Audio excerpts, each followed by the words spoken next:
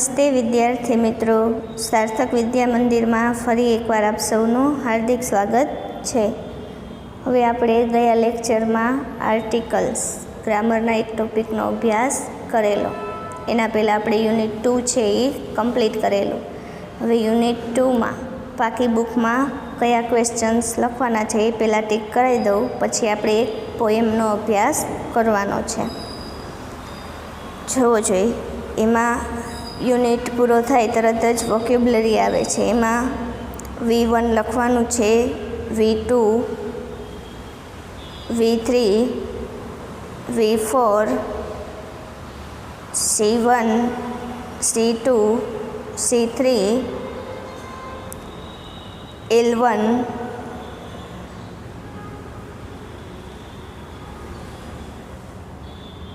L1, L4, L5,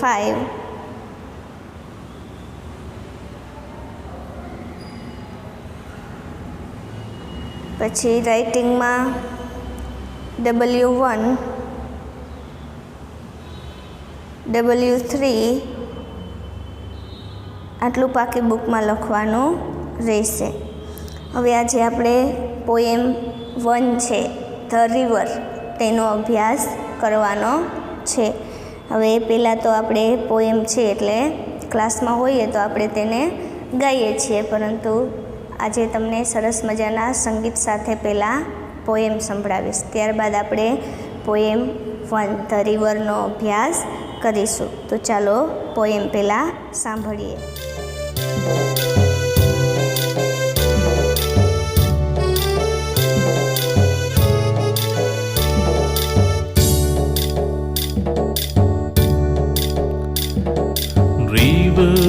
River, little river, bright you sparkle on your way. O'er the yellow pebbles dancing, through the flowers and foliage glancing. Like a child at play, like a child at play, like a child at play. Oh river.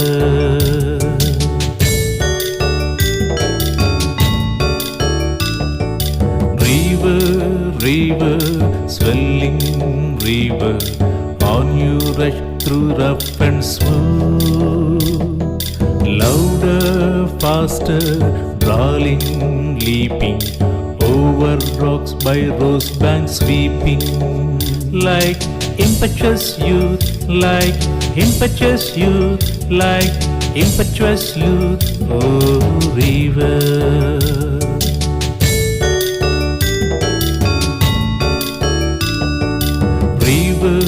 River, brimming river, broad and deep and still as time, seeming still yet still in motion, tending onward to the ocean.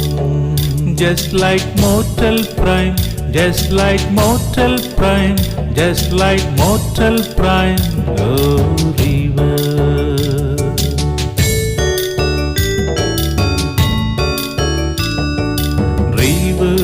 River, headlong river, down you dash into the sea. See that line hath never sounded, see that sail hath never rounded. Like eternity, like eternity, like eternity. Oh river.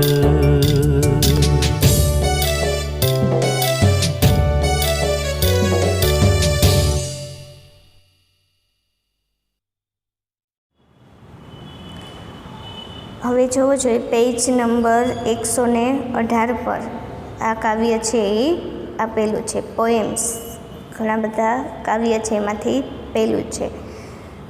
શું નામ છે તો કે the river.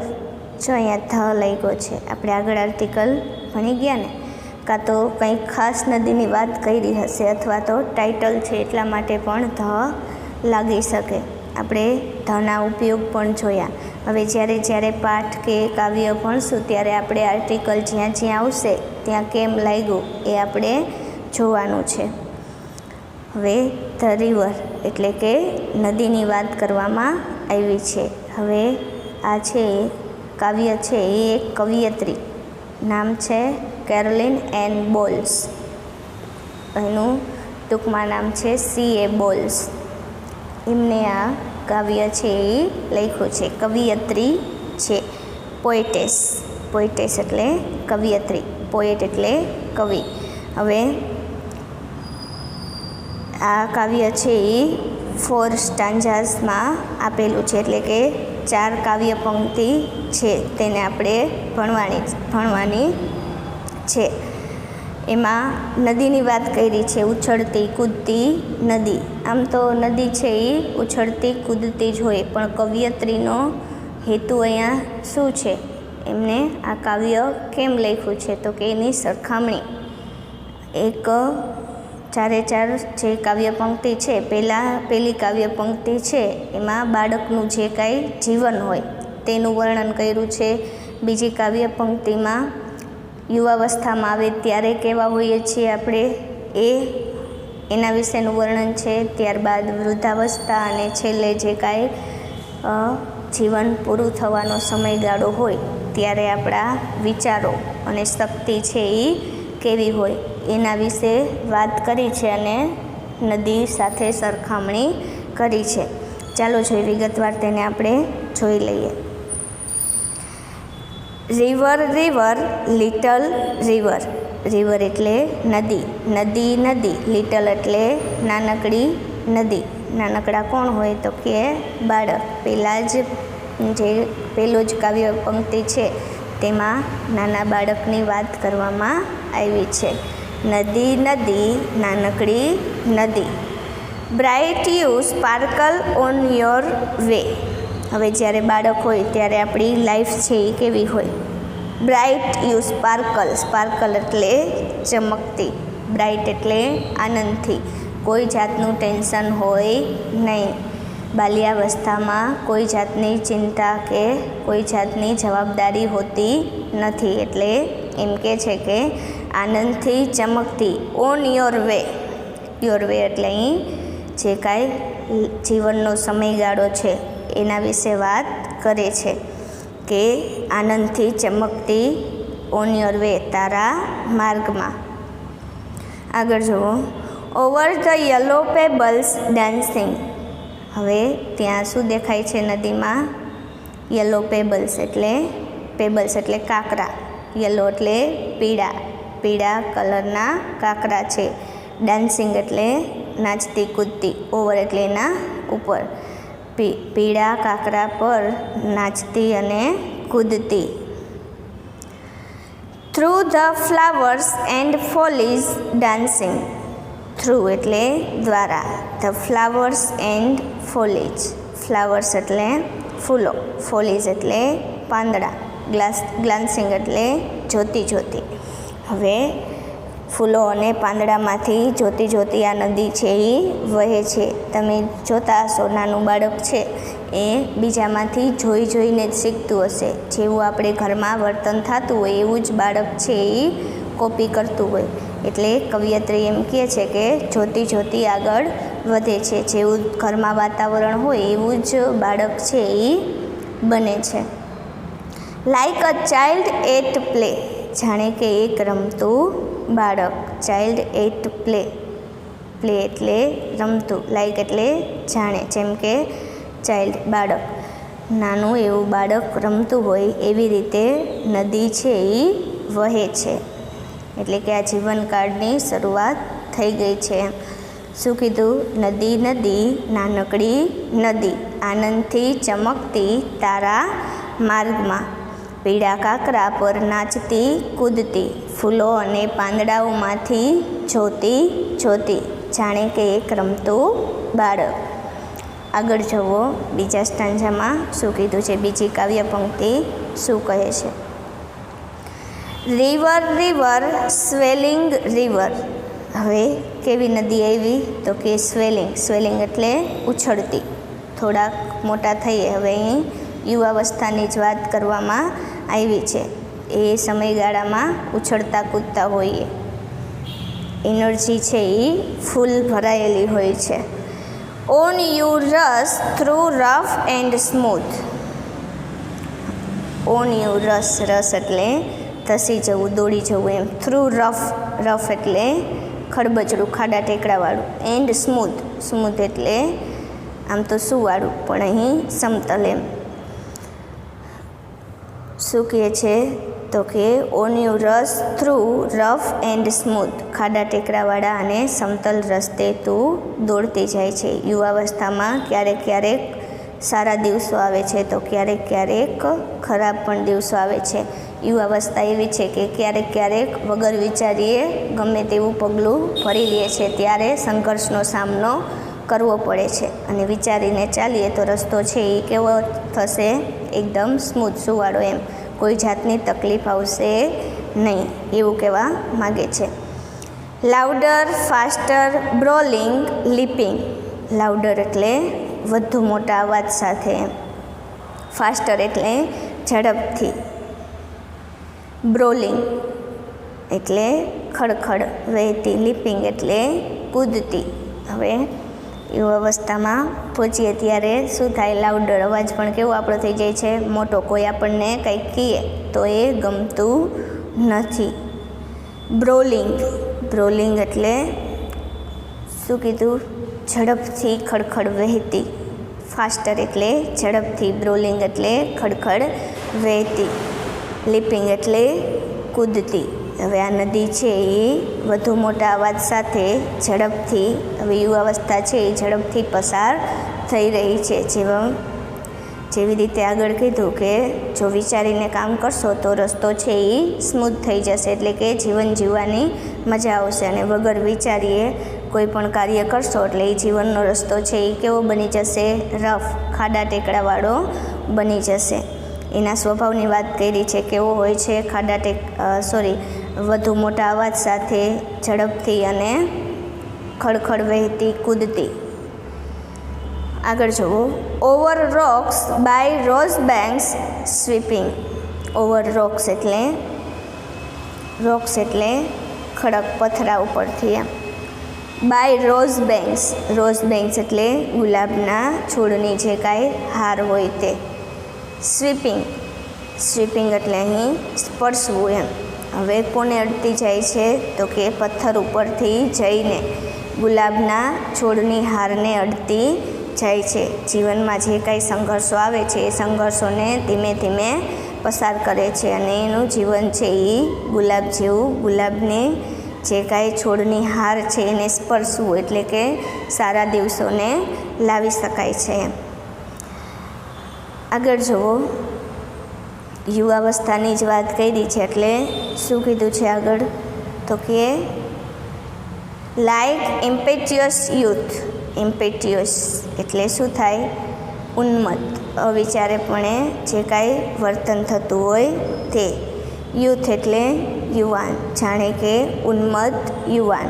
એટલે બીજી જે કાંઈ કાવ્ય પંક્તિમાં કોની વાત કરવામાં આવી છે તો કે યુવાવસ્થાની. યુવાવસ્થામાં જ્યારે આપણે જઈએ છીએ ત્યારે આવું વર્તન હોય છે. કેવું હોય છે તો કે ઉછળતું કૂદતું. જીવનમાં ઘણા બધા ખાડા ટેકરા આવે, ક્યારેક સારો એવો રસ્તો પણ આવે છે, પણ સારો રસ્તો લાવવા માટે વિચારીને કાર્ય કરવું પડે. ત્યારે આપણો સ્વભાવ છે એ મોટા અવાજવાળો અને આગળથી આપણે ઝડપથી આગળ વધી જવું જોઈએ. એક વ્યક્તિથી આપણે આગળ નીકળી જાય એવી જ અભિલાષા હોય છે એમ.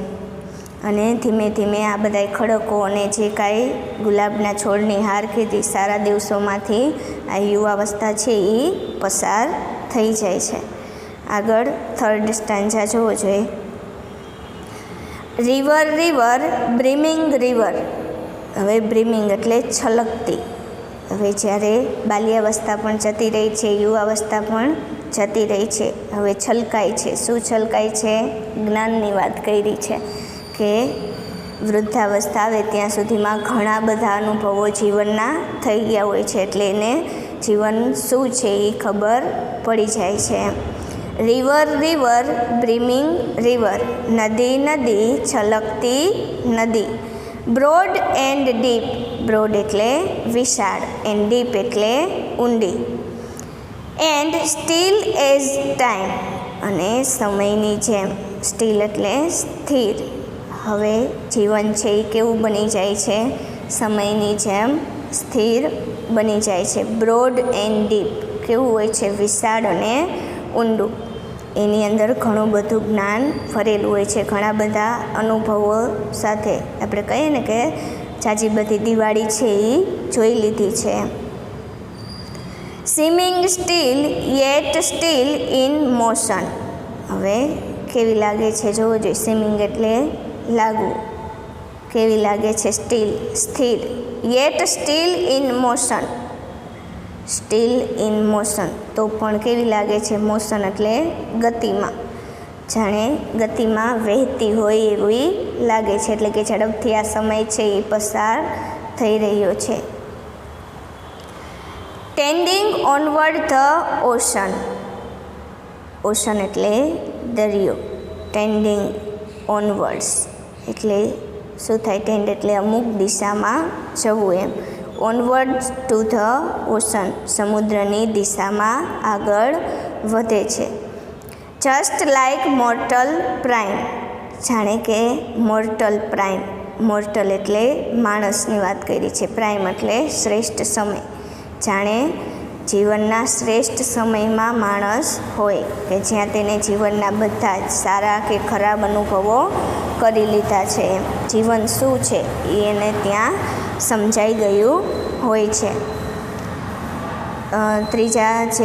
ત્રીજી કાવ્ય પંક્તિ છે એમાં કોની વાત કરવામાં આવી? તો કે વૃદ્ધાવસ્થા. ત્યારે છલકતી હોય. અહીંયા નદી કીધી છે કે છલકતી નદી. કેવી કીધી? વિશાળ અને ઊંડી અને સમયની જેમ સ્થિર. સ્થિર છે છતાંય ગતિમાં વહે છે. એમ કઈ બાજુ વહે છે? તો કે સમુદ્રની દિશામાં આગળ વહે છે. એટલે કે હવે એનું જીવન છે એ પૂરું થવામાં આવ્યું છે. એમ સમુદ્રને મળીને ત્યાં તેનો અંત આવી જાય છે. જાણે કે જીવનના શ્રેષ્ઠ સમયમાં માણસ છે એમ. આગળ જુઓ last stanza. River river headlong river. હવે હેડલોંગ એટલે ઉતાવળી. એકદમ હવે નદી છે એ શું થઈ ગઈ છે? ઉતાવળી થઈ ગઈ છે. ફટાફટ દરિયામાં જવાય, એટલે કે ફટાફટ હવે જીવન પૂરું થાય તો સારું એમ. વૃદ્ધાવસ્થા આવે એટલે ઘણી બધી સમસ્યા છે. આમ તો શારીરિક રીતે ઘણી બધી સમસ્યા આવે છે. એટલે હવે શું થાય છે? ઝડપથી સમુદ્રને મળી, એટલે કે ઝડપથી મૃત્યુની નજીક જવું છે એમ. River river headlong river. નદી નદી ઉતાવળી નદી. Down you dash into the sea. હવે ડાઉન યુ ડેશ. ડાઉન એટલે આમ તો નીચે થાય. કઈ જગ્યાની વાત કરવામાં આવી છે? દરિયામાં. ઇન્ટુ ધ સી એટલે કે દરિયામાં. દરિયામાં તું ધસી જતી. Sea that line hath never sounded. Hath એટલે અહીં હોવું એમ. હવે દરિયામાં ધસી જાય છે એટલે દરિયો જેની ઊંડાઈ કેવી છે? ઊંડાઈનું કોઈ માપ નથી. Line hath never સાઉન્ડેડ. સાઉન્ડેડ એટલે આમ તો શું થાય? અવાજ કરવો. પણ અહીંયા દોરી નાખીને જે કાંઈ દરિયાની ઊંડાઈ આપણે માપીએ છીએ તેની વાત કરવામાં આવી છે કે દરિયાની ઊંડાઈ છે એ કેવી છે? માપી ન શકાય તેવી. નેવર સાઉન્ડેડ એટલે કે અમાપ, માપી ન શકાય તેવી. Sea that sail hath never rounded. દરિયો કે જેનો સેલ એટલે અહીં પ્રવાસ. પ્રવાસ છે એ કેવો છે? Never rounded. રાઉન્ડ એટલે અહીં પૂરું કરવું થાય. નેવર એટલે ક્યારેય નહીં. એ ક્યારેય પૂરો થતો નથી. આ દરિયાનો પ્રવાસ છે એ ક્યારેય પૂરો થતો નથી. એટલે કે એક જન્મ પૂરો થાય તો તરત જ બીજો જન્મ મળે છે. એટલે કે આ દરિયાનો જે કાંઈ પ્રવાસ છે એ કેવો છે? નિરંતર. આ જીવન પણ કેવું છે? નિરંતર. Like eternity. ઇટર્નિટી એટલે કે અનંતકાળ, જે કાળનો અંત ના હોય તેવું. શું કીધું લાસ્ટ સ્ટાન્જામાં? તો કે નદી નદી ઉતાવળી નદી, હવે તેને જીવન પૂરું કરવાની ઉતાવળ છે. દરિયામાં ધસી જાય છે પણ એની ઊંડાઈ છે એ કેવી છે? માપી શકાય તેવી નથી, અને એનો પ્રવાસ છે એ નિરંતર છે, ક્યારે પૂરો થાય નહીં. અનંતકાળની વાત કરવામાં આવી છે. આ હતી આપણી ધ રિવર પોએમ, નદી. નાની એવી પોએમ છે પણ ઘણું બધું કહી જાય છે.